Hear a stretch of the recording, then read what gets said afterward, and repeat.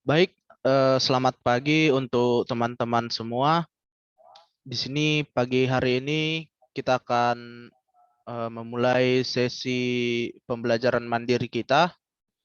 Seperti yang diinstruksikan Pak Alex, kita hari ini mempelajari materi dengan nama vulnerability scanning. Jadi untuk pertama kali, untuk pengabsenan, kita mungkin bisa on cam untuk screenshot masing-masing halaman sebagai absensi kita. Oke, dimulai dari page pertama. 1, 2, 3.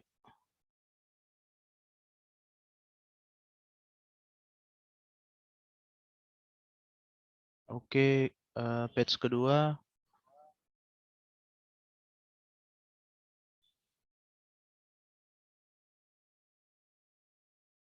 1, 2, 3.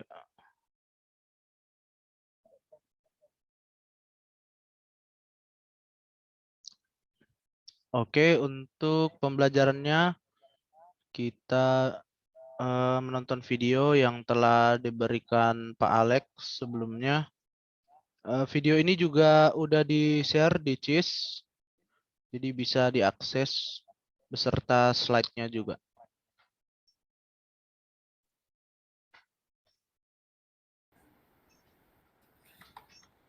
Kalau misalnya Screen-nya dibilang sudah kelihatan? udah on cam, udah off cam, off cam. Udah ya. Kali cok.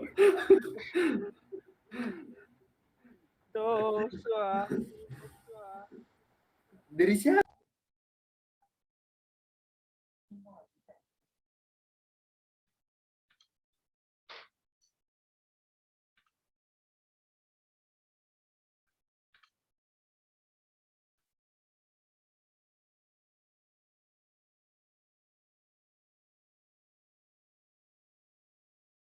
Oke, kita mulai videonya.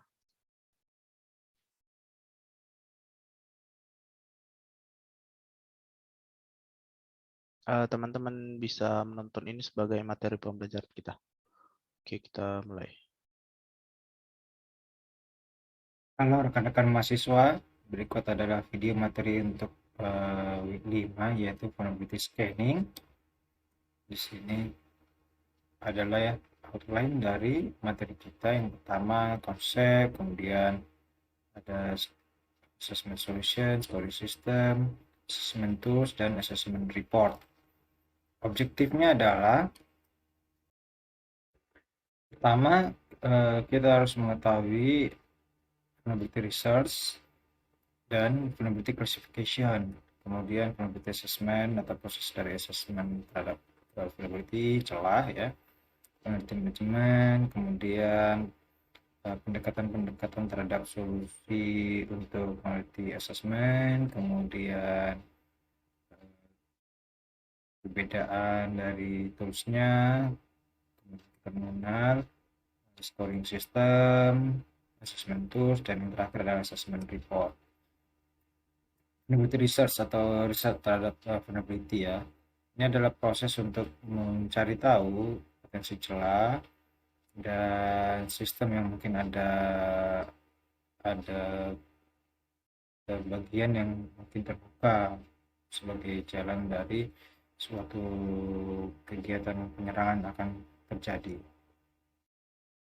Kemudian kita juga bisa lihat bahwa objektifnya itu adalah misalnya untuk mengumpulkan informasi-informasi terhadap seperti tren atau threat atau attack. Jadi di sini kita akan membahas tentang kegiatan research ya, riset terhadap vulnerability seperti itu. Untuk jenis-jenis klasifikasi terhadap celah itu ada yang paling umum itu adalah misconfiguration. Jadi kita masih membiarkan server kita atau aplikasi kita itu tidak dikonfigurasi dengan baik, tidak diatur dengan baik seperti itu, sehingga masih ada potensi celah. Misalnya ada software yang out of date yang harusnya diupdate atau dibuang seperti itu ya, ada port-port yang masih terbuka dan lain-lain seperti itu. Kemudian default installation ini juga cukup umum, klasifikasi celah yang cukup umum karena kita biasanya tidak melakukan hardening terhadap server atau aplikasi ya. Seperti misalnya kita terima server atau aplikasi bawaan pabrik seperti itu, kita tidak ada lakukan konfigurasi atau hardening. Misalnya kita tidak melakukan pergantian password ya secara berkala, misalnya passwordnya itu bawaan dari pabrik adalah kosong ya, misalnya username admin passwordnya kosong, nah itu kita biarkan terus, nah itu yang jadi resiko. Kemudian ada buffer overflow, ini adalah salah satu potensi celah yang disebabkan kurangnya sanitasi dan kurang secure-nya coding. Jadi ada celah-celah di logika aplikasi yang dapat menyebabkan adanya akses ilegal terhadap server seperti itu. Kemudian patch server, ini adalah server-servernya tidak mendapatkan patch atau update sehingga rawan untuk diserang dengan jenis atau metode yang terbaru. Kemudian ada design flaw, ini celah yang disebabkan karena dari segi desain arsitektur yang dapat menyebabkan potensi celah. Misalnya ada di satu server, kemudian dari segi arsitektur desain itu bisa berpotensi memberikan celah ke yang lain-lain, misalnya karena tidak adanya enkripsi, tidak adanya validasi dan lain-lain. Kemudian kita temukan juga ada operating system flaw. Nah, di sini dia celahnya langsung bersumber di operating system itu sendiri. Biasanya digunakan untuk kegiatan pencurian akses rahasia, misalnya trojan, worm, atau virus yang bisa mencuri informasi sensitif, password, credit card, dan lain-lain. Kemudian ada celah pada aplikasinya atau application flaw. Nah, ini umumnya juga karena kurangnya validasi dan verifikasi ya, sehingga authorization itu mungkin tidak dicek dengan baik. Misalnya kondisinya biasanya itu adalah user dengan akses grup mahasiswa seharusnya tidak bisa mengakses bagian yang hanya bisa diakses oleh user group dosen seperti itu. Jadi itu potensi celahnya di level application seperti itu. Kemudian ada open service dan juga ada default port. Nah, apa itu VA? Apa itu vulnerability assessment? Itu adalah serangkaian proses untuk mencari tahu kemampuan sistem atau aplikasi berdasarkan adanya potensi celah. Jadi kita berusaha mencari potensi celah, lalu kita mengurutkan bagian manakah yang dikatakan celah yang kritikal, bagian mana yang tinggi atau high, bagian mana yang medium atau menengah, dan bagian mana yang low atau rendah seperti itu. Jadi dia adalah untuk mengetahui, mencari tahu ya, kemudian melakukan measure atau pengukuran yang manakah yang sangat kritikal, mana yang rendah, kemudian melakukan klasifikasi. Misalnya diklasifikasikan jenis celahnya, oh yang ini celah ini pada port HTTP 80, oh yang ini celahnya pada port 21 FTP. Jadi ada klasifikasinya seperti itu.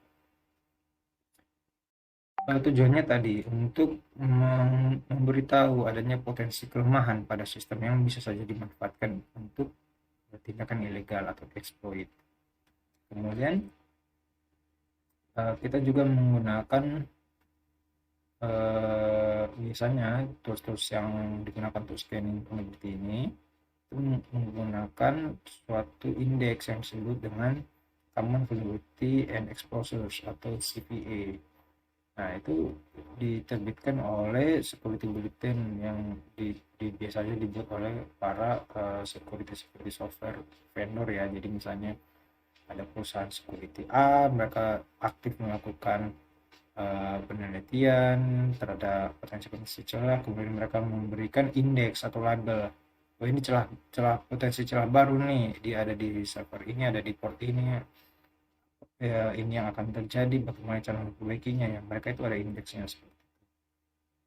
Terus yang biasanya digunakan untuk melakukan vulnerability scanner itu ada Nessus, ada GFI, ada OpenVAS. Mungkin kedepannya kita akan coba fokus ke Nessus dan OpenVAS ya. Nessus itu yang cukup umum lah, bisa dikatakan paling paling umum, paling kenal untuk vulnerability scanner.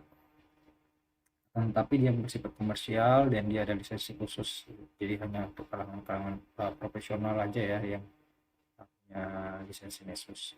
Kemudian ada OpenVAS yang di open source juga, kita bisa gunakan dia secara gratis dengan melakukan beberapa konfigurasi. Nah, baik Nessus dan OpenVAS memiliki konsep atau kerjasama kerja yang cukup sama, yaitu mereka merupakan tools khusus untuk vulnerability scanner. Nanti kita akan belajar mengenai Nessus dan OpenVAS lebih dalam lagi.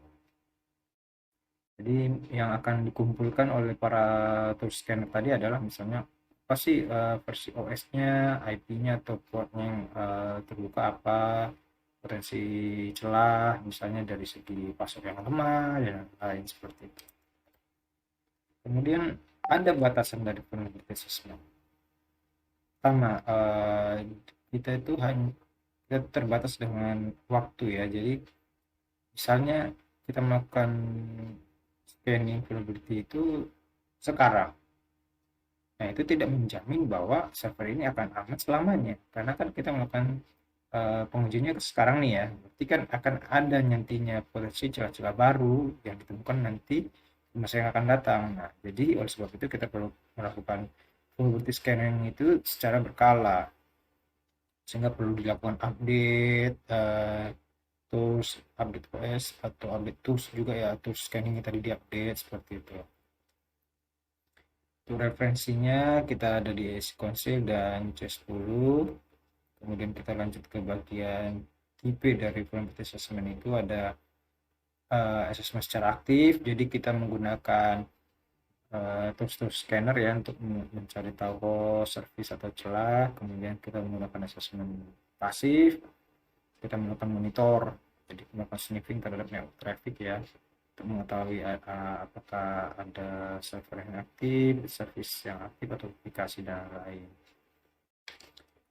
Kemudian kita ada beberapa yang lain juga, misalnya application assessment. Nah, di sini kita biasanya menggunakan tes web application-nya atau infrastruktur. Jadi untuk mengecek adanya potensi misconfiguration atau yang tadi ya default configuration tadi, untuk mencari tahu apakah ada potensi-potensi celah seperti itu. Nah, di sini adalah vulnerability management life cycle. Jadi ada prosesnya. Pertama, kita harus membuat baseline dulu, kemudian kita lakukan vulnerability assessment tadi, dan yang ketiga adalah output, yaitu setelah kita melakukan vulnerability assessment, apa hasilnya? Tentu akan ada sejumlah temuan, misalnya temuan potensi celah yang kritikal, yang tinggi, yang menengah, dan yang rendah seperti itu. Nah, itu semua diatur di risk assessment. Jadi di semua celah-celah tadi atau risk tadi itu dilakukan assessment. Kemudian dilakukan remediation. Remediation ini adalah proses perbaikan atau fixing. Jadi kita tahu tadi ada potensi-potensi celah, kita bisa perbaiki, kita bisa review seperti itu. Kemudian di bagian kelima dia verification, untuk memastikan bahwa kita sudah lakukan remediation dengan baik. Kemudian kita akan melakukan monitor, pemantauan bahwa agar aplikasi itu, sistem itu bisa tetap secure atau aman. Jadi tadi di sini sudah ada informasinya semua ya. Kita bisa lihat tadi ada baseline, vulnerability assessment atau VA, risk assessment, remediation, dan monitor. Jadi dia prosesnya looping ya, dari awal 1, 2, 3, 4, 5, 6 dan kembali ke 1. Jadi tidak langsung selesai, setelah 6 langsung selesai, tidak. Yang di bagian ke-6 ini kita tadi monitor, jadi kita harus monitor sistem kita bisa dengan IDS, IPS, firewall, dan lain-lain. Nah, ini untuk informasi lebih detailnya kita membuat baseline, jadi semacam panduan untuk buat lain gitu ya. Kita harus batasi scope dari kita untuk melakukan assessment. Nah, sebelum kita melakukan assessment, kita harus tadi bikin baseline untuk panduan. Ini tahapan dari VA-nya, melakukan tool scanning, run vulnerability scan using tools tadi seperti Nessus seperti OpenVAS ya. Nah, port-portnya yang kita akan akses tadi ada assessment-nya tadi, misalnya dari segi rating, critical, high, medium, low. Jadi kita urutkan.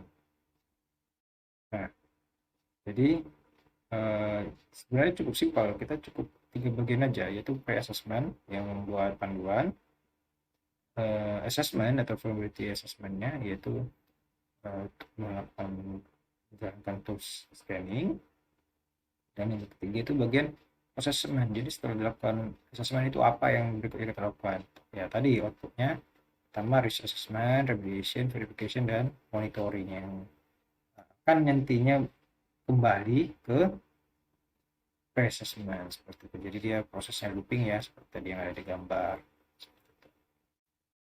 Kemudian kita bisa lihat di referensi dan kita masuk ke bagian berikutnya, itu assessment solution ya. Nah, di sini kita bisa lihat bahwa ada perbedaan pendekatan untuk melakukan vulnerability assessment. Jadi ada yang product based solution, ada yang service based solution. Nah, kalau product based solution itu dia sangat bergantung pada jaringan internal dari organization. Jadi dia itu diinstal pada suatu ruang yang private atau tidak untuk publik ya. Kemudian yang service based solution yaitu biasanya dilakukan oleh third party atau vendor-vendor, misalnya vendor yang khusus untuk kegiatan audit atau security konsultan seperti itu.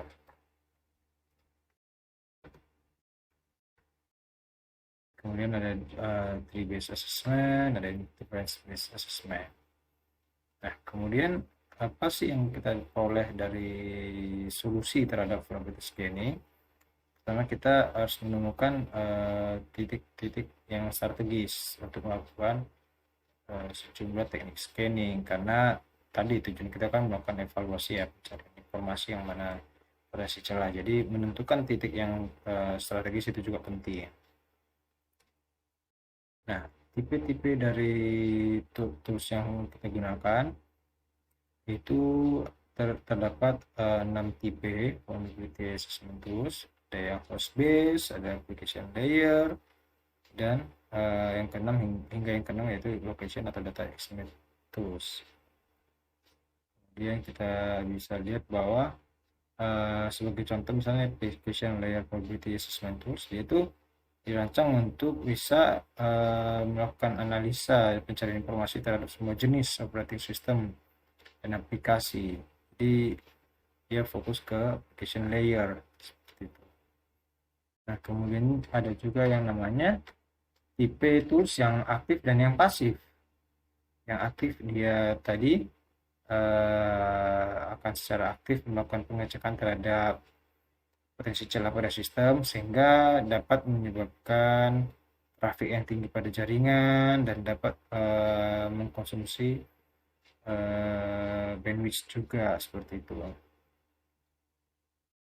Kemudian kita bisa lihat analisis karakteristik dari sebuah solusi vulnerability assessment yang baik ya.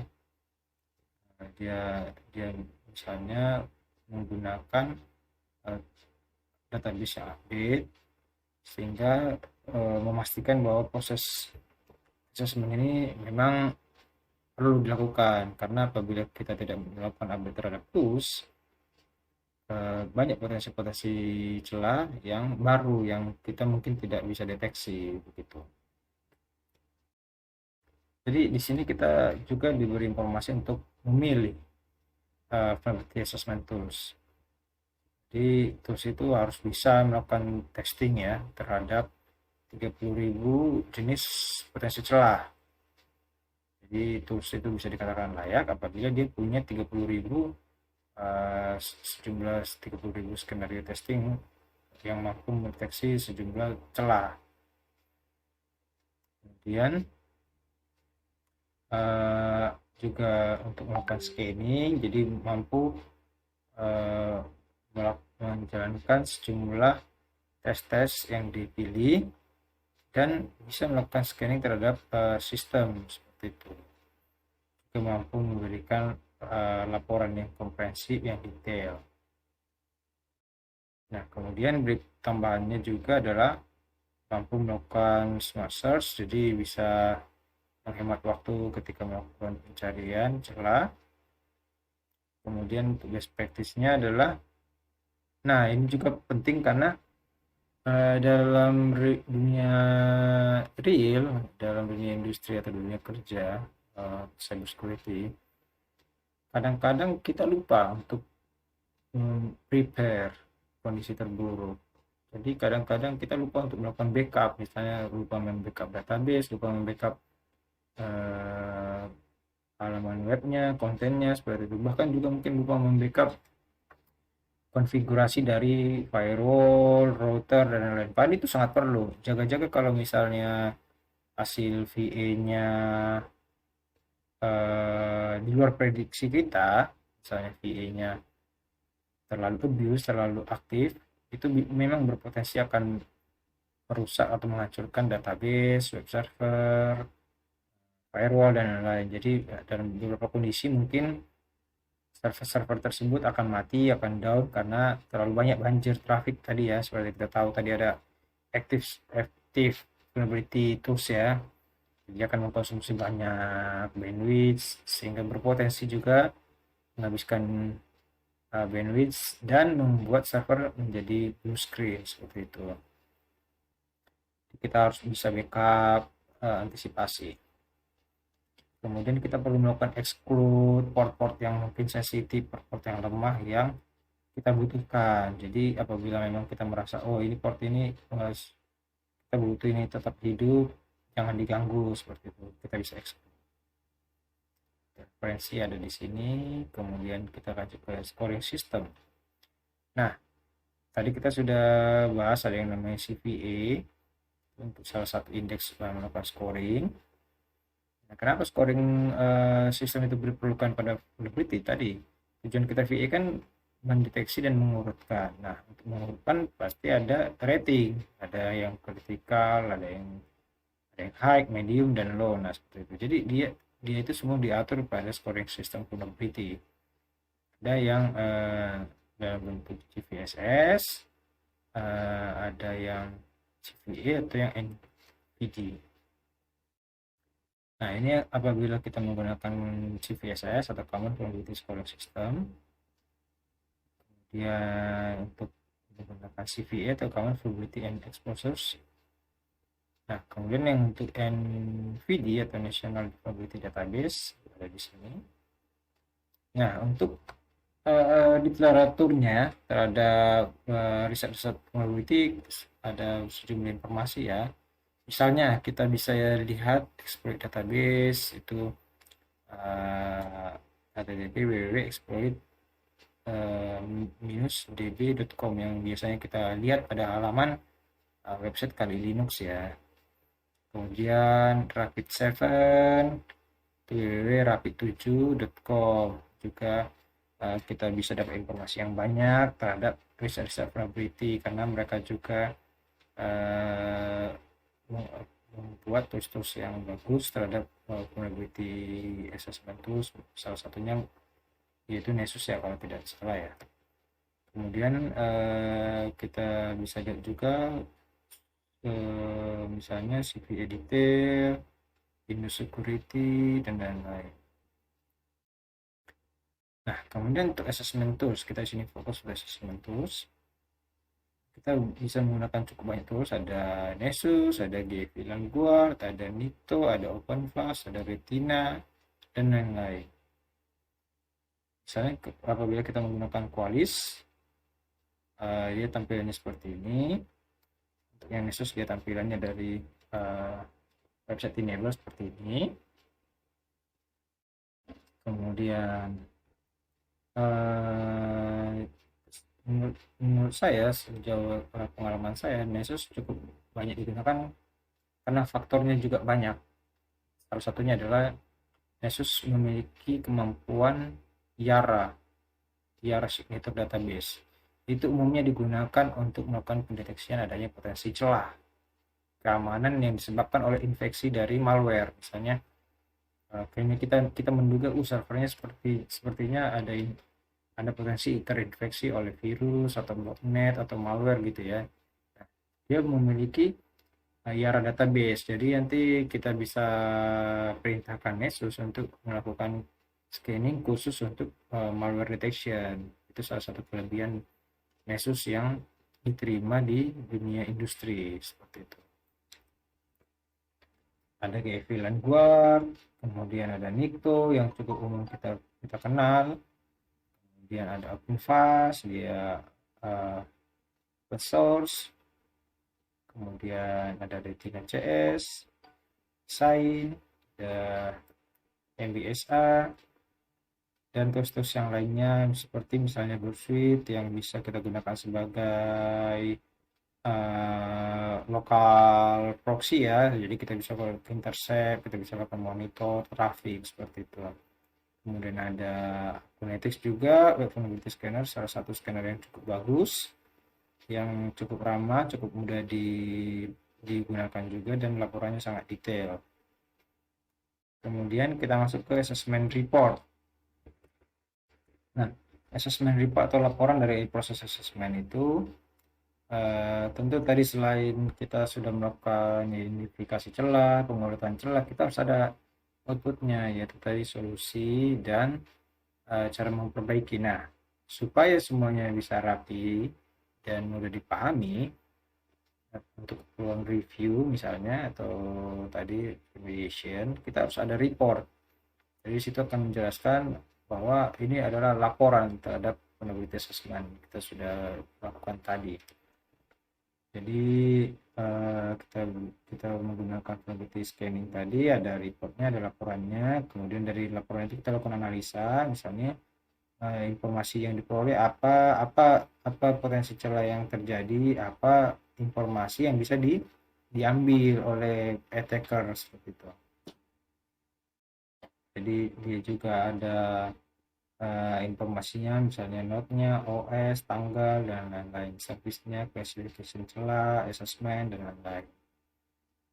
Nah, kemudian dia ada dua jenis klasifikasi laporan, ada yang vulnerability report, ada yang summary seperti itu. Jadi yang reportnya dia versi detail, sedangkan yang summary biasanya berisi rangkuman untuk yang high atau top level management saja seperti itu.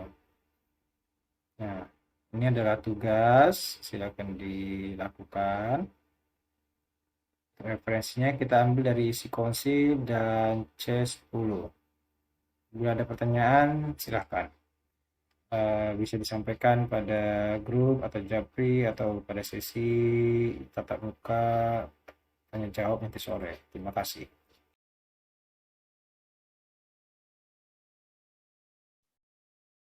Baik, demikian materi yang dibawakan oleh Pak Alex tadi melalui video yang telah disediakan sebelumnya. Teman-teman juga bisa mengakses video tersebut dan juga slide materinya di CIS yang sudah diupload oleh Pak Alex sebelumnya. Apabila nanti ada pertanyaan atau ada yang kurang jelas, bisa ditanyakan, bisa nanti kita berdiskusi di sesi diskusi dan tanya jawab bersama Pak Alex. Untuk waktu atau jadwal pertemuannya nanti akan diinformasikan selanjutnya. Oke. Oh iya, jangan lupa jam absennya diberitahu supaya bisa direkap dan dibuat notulennya juga. Oke, mungkin karena tadi kita udah absen screenshot di awal, mungkin demikian pertemuan pembelajaran mandiri kita hari ini. Terima kasih atas waktu teman-teman yang berikan untuk menghadiri pembelajaran mandiri ini. Terima kasih sudah bisa meninggalkan Zoom.